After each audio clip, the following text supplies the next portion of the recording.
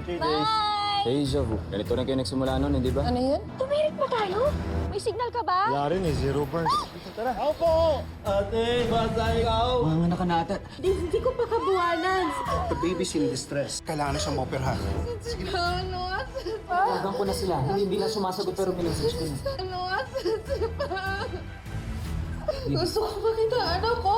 Buhay pero critical. The next 24 hours are very important. What we did, dala lang yun ng tukso. At hindi na dapat yung maulit pa. Nag-enjoy ka, di ba? Bakit hindi natin ituloy? Wala namang makakaalam. What happened in this house stays in this house. Naiintindihan mo?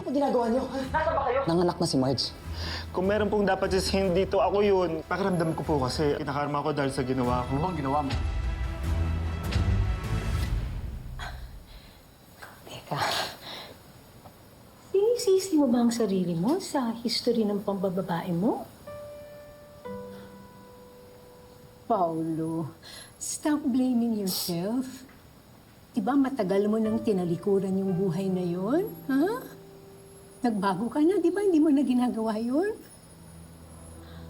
Oo. So don't blame yourself, okay? Huh? Don't think that way. Come on.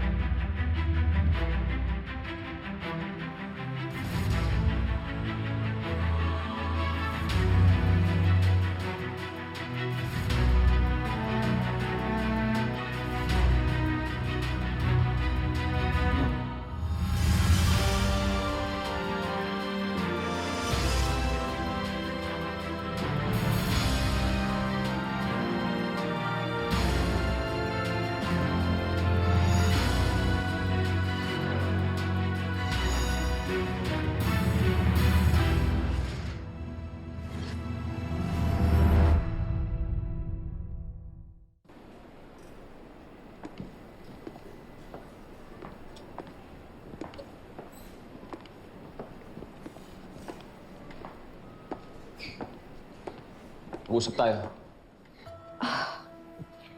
Edward, nakakapagod tong araw na to. Hindi ba pwede sa bahay na lang natin gawin yan?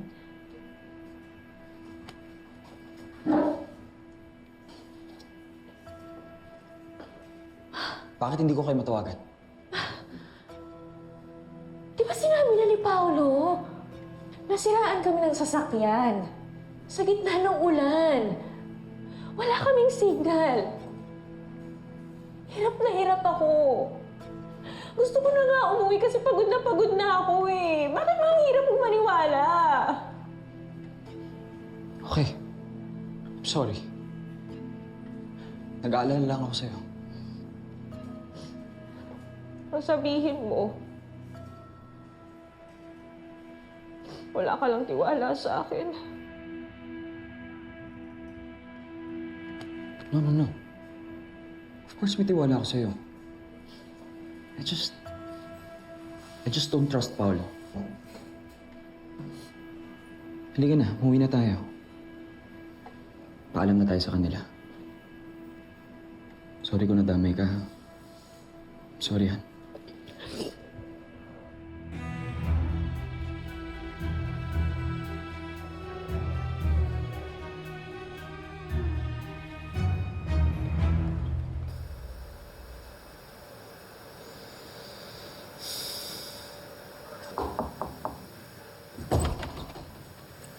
Hi, Marge! Hi, Kamusta ka na? Thea. O may mga dala akong prutas sa'yo, ah. Regalo, simple lang yan. Oh, wow, thank you.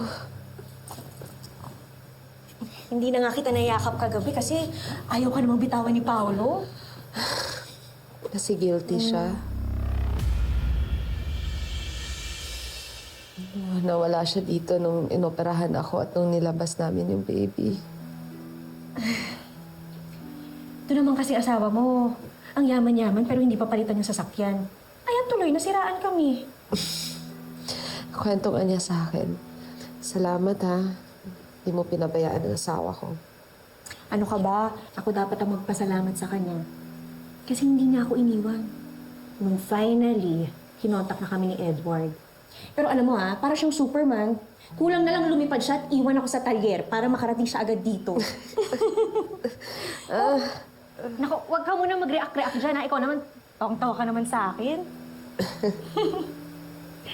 Pero, at least ngayon, nakakatawa ka na. Hindi ka tulad kagabi. Sobrang devastated mo. Sobrang lungkot ko, Thea. Ang hirap. Hanggang ngayon, hindi pa rin ako pinapayagan na makita ko ang anak ko. Sabi ng doktor, magiging okay siya. Pero kinakabahan pa rin ako.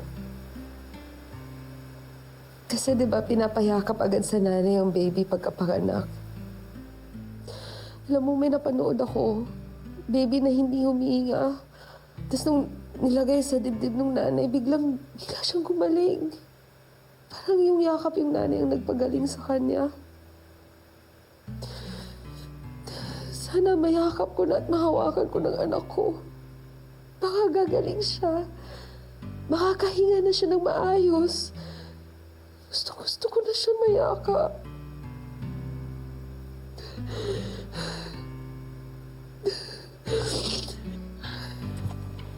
Huwag ka na nga malungkot.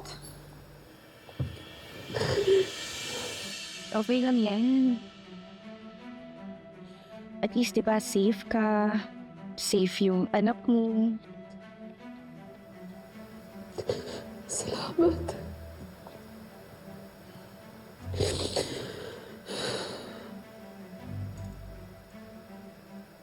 Okay lang yan. Love. Sorry. Naluluha ulit ako. Nagkakwento lang ako kay Thea. Ito, may gift siya sa akin.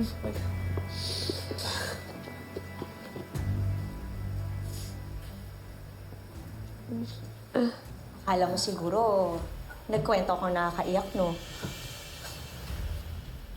Bakit ko naman gagawin yun? Eh, vulnerable na nga si Marge.